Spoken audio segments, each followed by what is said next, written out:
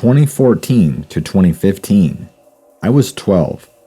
I saw a hairless, not extremely skinny, but definitely malnourished, pale, nude man-woman thing literally just hop across the street on all fours, from one forest to the other at like around 1 to 3 a.m. Except it definitely wasn't a man or a woman. It was about 50 to 60 yards away, under the only streetlight that worked on the entire road.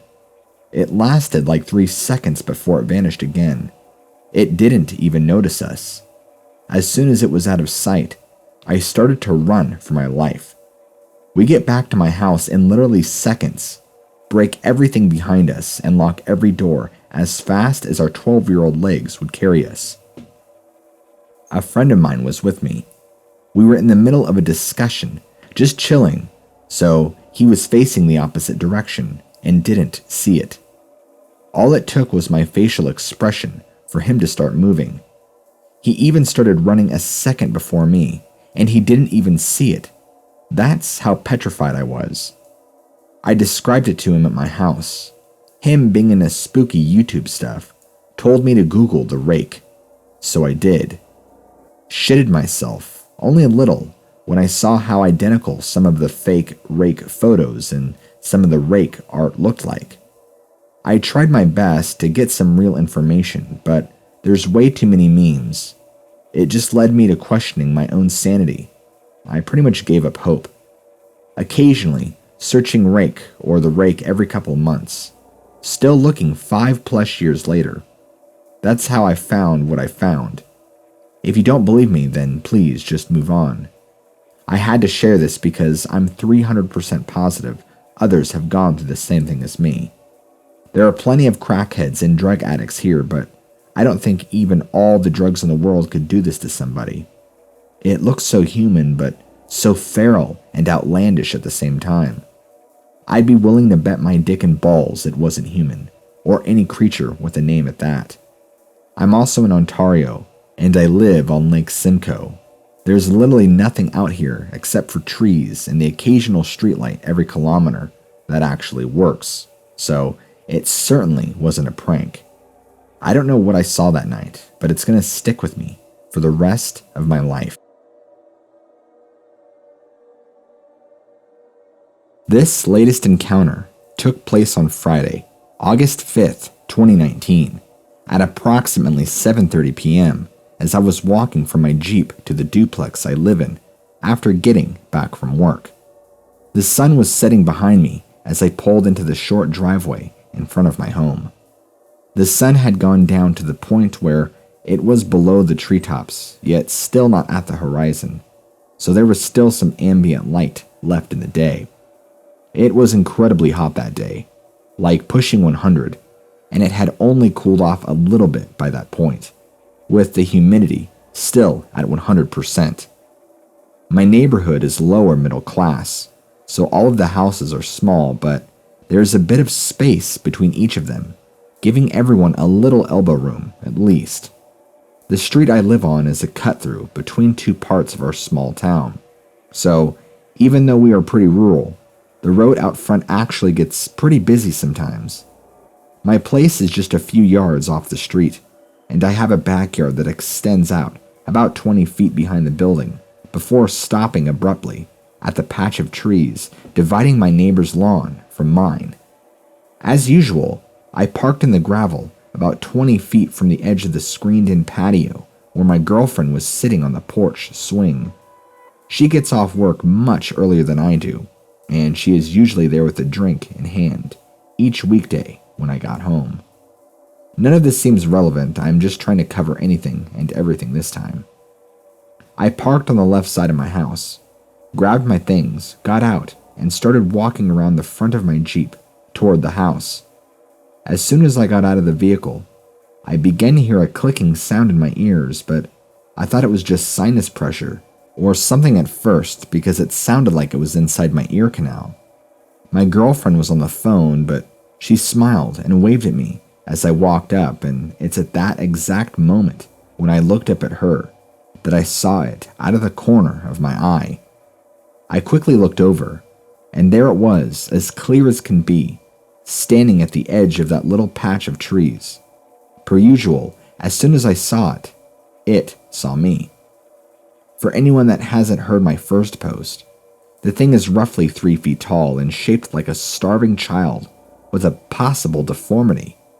It had no discernible features or shape, and it is essentially just a flat black space in the place where its substance and form should be.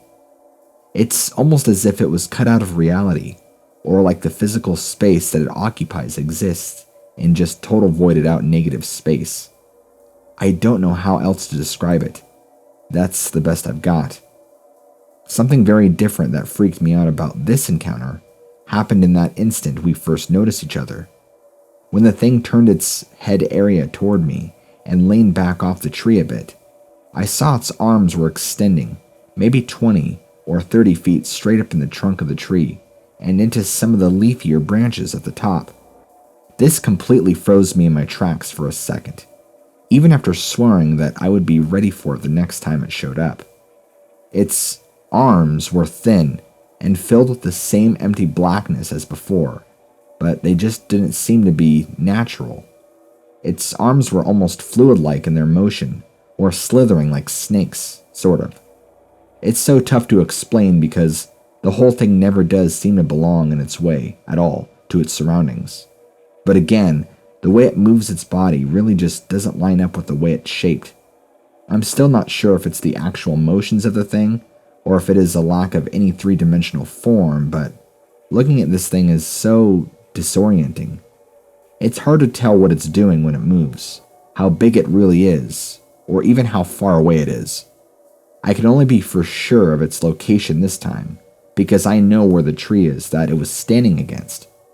This all happened in about 3 seconds, and just like every other time, I have a brief second or two where my brain is just unable to process what I'm seeing in front of me, even though I've seen it before several times now.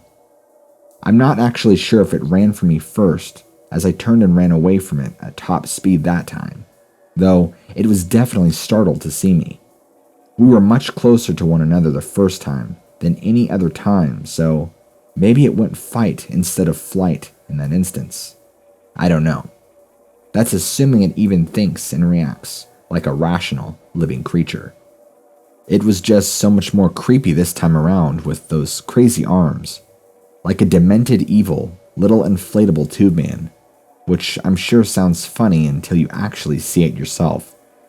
I hadn't gotten a look at this thing clearly since the first time, and it's been so long since then that the memory of that first encounter has slowly been fading away. It was roughly the same as before in shape and size, but no eyes at all this time that I could see, and yet again I am struck by how infinitely dark this thing is.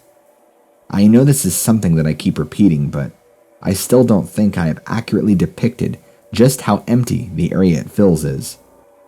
Every time that I have seen this thing, it has been as if I spotted it doing something that it shouldn't have been. Now I don't believe it was surprised as it seemed to be when it seen me. If it weren't for the jarring and bizarre sight of its long, clumsy arms, I might have reacted quicker. But I did alright at the time, I guess. Possibly because when I saw it standing there, so plainly out in the open, a weird sense of validation for my crazed post and all the ensuing drama came over me. At that moment, right then, I was totally sure I was going to get a picture of it, or that when I yelled to my girlfriend, she would then turn and see it standing there as well. I didn't react the way I did previous times, for sure, because I dropped my tool bags on the ground and went running into the backyard at a full sprint while yelling my girlfriend's name. I guess it didn't seem excited enough when I called out to her, because my girlfriend just held up the wait a minute finger, while slowly and casually standing up off the swing bench to try and see what I was running towards. I reached for my phone but immediately realized that it was in the backpack that I had just dropped, which caused me to briefly freeze and almost go back for it. But then I kind of just double-clutched the decision instead, and took off running after it. I honestly thought I had better get a chance of getting to it than getting back to my bag, digging at my phone, and then running over to get a picture. I legit thought I was going to catch it, but I never got anywhere close in the end. Stupid, I know. Get your camera out, you idiot. Also, in case you're wondering, I have no clue what I would have done if I had gotten close enough to grab it. Well, I must have lost sight of it for a split second during that brief pause, because I can't remember how it got into the next position I saw it in. But it had somehow now gone from having its head turned toward me and standing on two legs to being down on all fours, bounding away from the tree and back into the brush. It happened so fast it was like it didn't turn or move to be facing the other direction. It just all of a sudden was facing the other direction, in a different shape, moving a totally different way. I was about 15 feet away from it as it ran off and just kind of disappeared behind me in some bushes, just like when I saw it across the field in front of my friend's house. Also, I'm not sure if I mentioned this, but from this encounter and the previous one, I got the impression that it was more comfortable on all fours. I didn't and could not hear any sound at all coming from the creature, via vocalization or interaction with the environment. This also includes telepathically. Possibly, I didn't hear anything this time because of the tapping sound in my ears. Or perhaps it's because there is a lot of action in my neighborhood, and it gets a little noisy. I did not follow the thing into the woods because simultaneously, when I lost sight of it, I also got distracted by the sight of something up in the tree out of the corner of my eye. When I got to the tree, I looked up just in time to see both of the thing's arms sliding and slithering back up the tree, moving like a tape measure made of black spaghetti being retracted back into its holster. It looked like it had either detached its arms and ran off without them, or even maybe that there was another one up in the tree that had been reaching down to it, which is precisely what I thought was going on at the time. For a brief moment, I idiotically felt that I had cornered another one of them, and it was up in the tree, that I also might catch it somehow. Regardless, at this point, I was now standing at the base of the tree, looking way up the trunk where I saw its hands, which I haven't seen at any other time, with slender finger-like things tapping on a high branch, making a typing motion as if it had a keyboard up there, sitting on the tree limb. It was then that I realized what the sound in my ears was. It was the very distinct sound of typing on a keyboard, although the noise in my ear was not any louder now that I was closer to the tree than it was when I was across the backyard. The noise wasn't loud in general, but it sounded like it was right in my ear, and it sounded familiar, like the keyboard on my computer inside my home. Obviously, this last statement may be overthinking, but at the moment, I felt like it was a memory of the sound of me typing being relayed in my ear, rather than a noise coming from an outside source, if that makes any sense.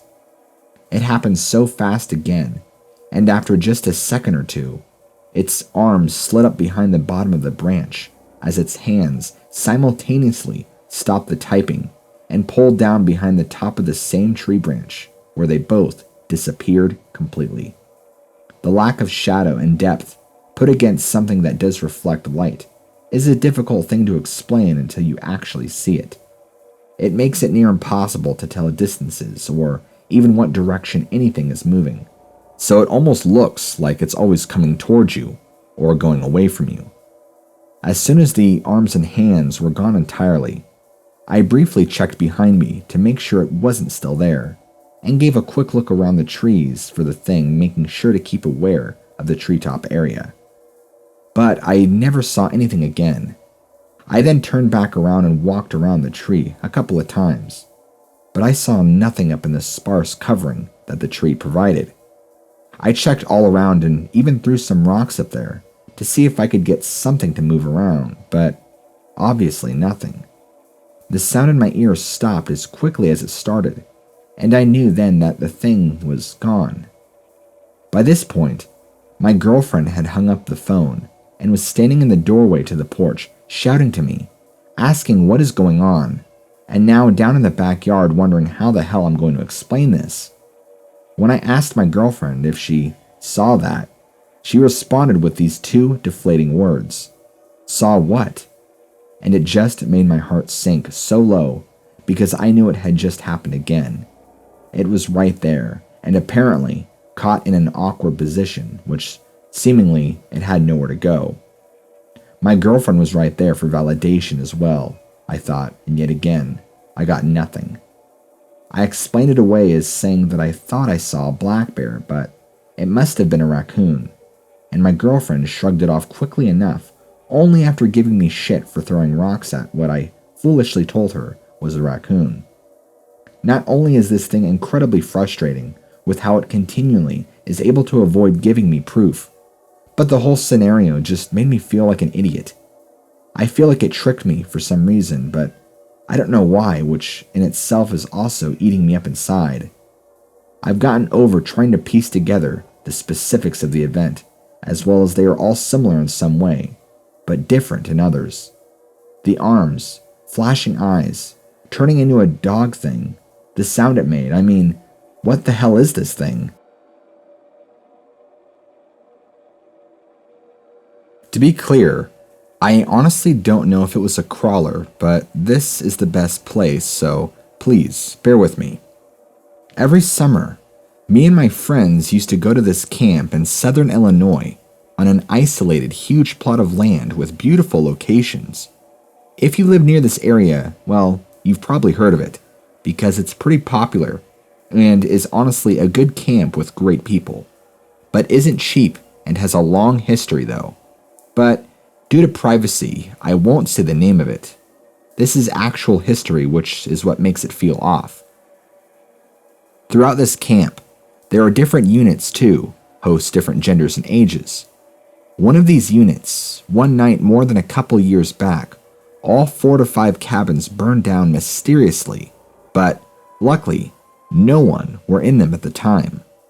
There were no signs of arson or any sort of aggressive behavior, no records of lightning, thunder, or any other weather-related things. They were confused but brushed it off, but clearly some people were weirded out. One thing I won't forget to mention is that this area has definitely been known to be a location of past Native American locations. I'll put it short, but a group of pastors from Europe came to America over a period of time, and sadly, most were killed except for 2. Some were painful, and others were quick but cruel, such as a tomahawk to the head and lit on fire. These were actual people, and I'll post about them later. There is more, such as genuine adults being afraid because of sightings of something, but just brushing it off as another camper or adult. Let's get on to what made me hold a little fear. There's something off about it, but it is a fun place. And one summer night before 6th grade, most were sleeping, and I was, until I heard something, which is strange because I was born with a hearing disorder, so I have to wear hearing aids and can hear good with them, but without, I can't hear well. I put them in and listened.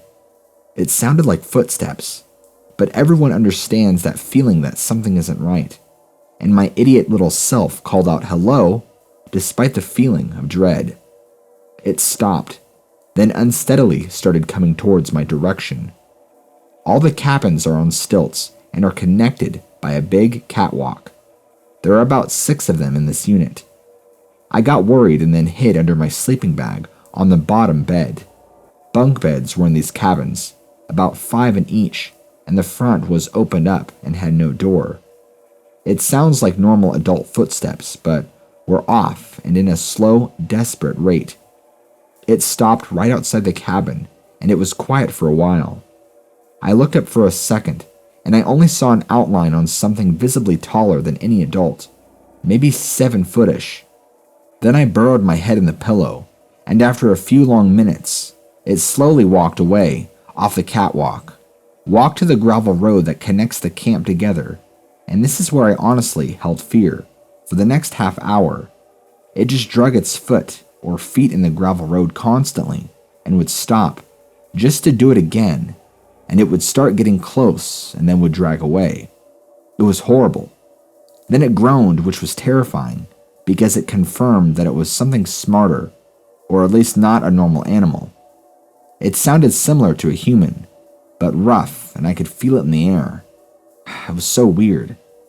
The worst part was the scream or howl that came from the distance towards the uninhabited part of the camp. I can't really explain it, but it definitely didn't sound like a human. That thing was dragging in the road. It suddenly stopped, and then I could hear it bolt off in the other direction. I was young and it was so off-putting, but this probably wasn't as dangerous and scary as other stories. But some of the takeaways are that this took place in the southern Illinois area, near the Kentucky border, and took place in an area with a history of unsettling events.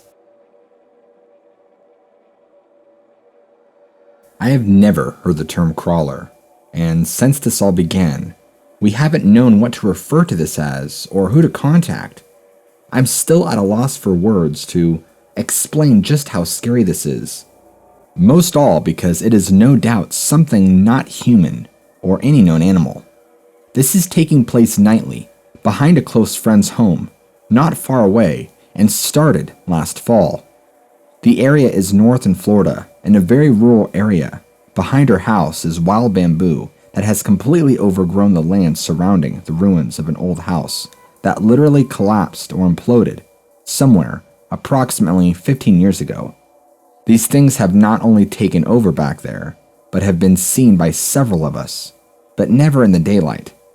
This started with a mound appearing that wasn't there prior to last fall, that was fairly large size and built entirely of heavy debris from that house, and broken bamboo as well, which alone is scary, considering no person can break through that in such a way due to the strength. Since it first appeared, this mound has constantly expanded in width and height to an alarming size and has several cave-like openings in it. Now, they have dug pretty large-sized tunnels going underneath it. Now, I'm concerned as one of them have been seen coming out of the bamboo and underneath her house, under the addition in the back where her dogs at night will not go alone and act purely terrified even though still inside the house. We now know that's because these dogs have known this thing, or more than one has been under her kitchen floor nightly for who knows how long. The land around the old house alone has a very strong and bothersome vibe to it alone. Now this.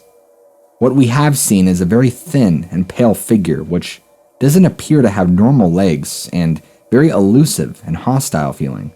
Aside from very sinister looking yellow glowing eyes, I haven't seen, nor has anyone else got any other facial features.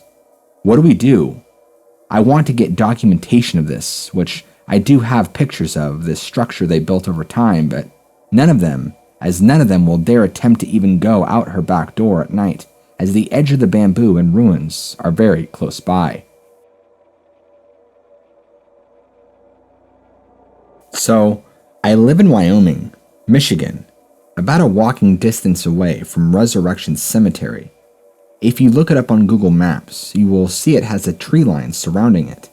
The tree line closest to the woods is where I've seen it almost all times. I have multiple stories, but I'll try to share only the most haunting ones. The first encounter I had was with my sister. She was going to take a walk through the cemetery. It was late at night, and I had the gut instinct to go with her, so I did. We decided to play Pokemon Go, because why not? I didn't like the forested area around it, especially this big pine tree visible via a maintenance path that led to the crematorium. I was scared out of my mind, but we went towards the crematorium, away to get a Pokestop and a Jigglypuff. We had to go so close that we were on the maintenance path, but the nicer cobblestone half. It was when I looked to my right that I first saw it, hunched over. It looked like a normal human being, but more terrifying. It appeared to have seen me too, because it stood up as well. I could tell it was tall. I'd estimate about 7 feet in height. I told my sister to run, and we ran home where I proceeded to pray in my room for a while. My mom had a sighting as well. She had mentioned seeing something gray hunched in the top of the pine tree I mentioned earlier, watching us. When she looked back, it was gone. Safe to say, we went home early that day. I consider myself slightly psychic, and when I closed my eyes, sometime around the time that she saw it, I saw two big gaping holes staring back at me. My mom described the creature, and I recognized it as something I'd drawn a few weeks before. I burned this image, but I have since redrawn it. My most recent sighting, and the one that kept me from going back to the cemetery, happened in broad daylight with a friend. I'll keep his name hidden for privacy, but we decided to go to said cemetery after class. College program, but for high school freshmen. We wandered around the cemetery for hours until my arm started hurting and I decided that we should go home for a snack. As we walked, my anxiety heightened. I had told him about the crawler, but I suspected we wouldn't have to worry as it was daytime. As we were walking along the sidewalk, about to reach the tree line, I saw a dead squirrel dog arm in the middle of the sidewalk. I looked up and I saw the crawler run straight into the tree line. It was gray and ran on all fours rather than just two legs.